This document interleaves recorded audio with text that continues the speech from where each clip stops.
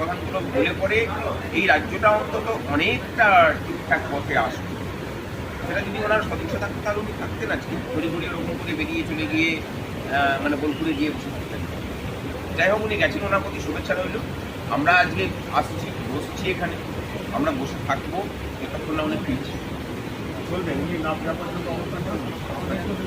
আমরা সেই প্রস্তুতি নিয়েই যাচ্ছি যে সেই কারণে কোনো রকম কোনো হিংসাত্মক জায়গাতে আমরা যাচ্ছি এবং আমাদের সেটা উদ্দেশ্য নয়। আজ পর্যন্ত এত আন্দোলন করছি কেন কোনোদিন আমরা হিংসার আন্দোলন নিয়ে যা কিছু হয়েছে শান্তিপূর্ণভাবে হয়েছে এবং ভবিষ্যতেও তাই হবে, আজকেও তাই হবে।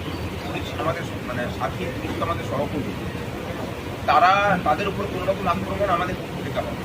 সাধারণ মানুষের যাতায়াতের পথে কোনো রকম প্রতিবন্ধকতা আমাদের বেশি। এই সমস্ত কিছু মাথায় রেখেই ব্যবসায়ীদের ব্যবসা বৃদ্ধির জন্যও আমাদের লড়াই।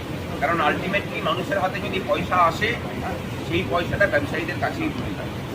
সুতরাং মঙ্গলাহাটের যে ব্যবসায়ীরা আমাদের বিরোধিতা করে পরে মানে একটা ক্ষুদ্র অংশ আমাদের বিরোধিতা করানোর জন্য বেঁচে গিয়েছিলেন, আমরা বলবো যে আপনাদের ব্যবসা যাতে আরও ফুলে ফুলে ওঠে তার জন্য কিন্তু আমাদের আজকে লড়াই।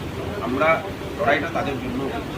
সুতরাং এই সমস্ত কিছু মাথায় রেখে শান্তিপূর্ণভাবে আমরা আমাদের কর্মসূচি পালন করব। বাধা যেখানে দেবে আমরা সেখানেই অবস্থান করব।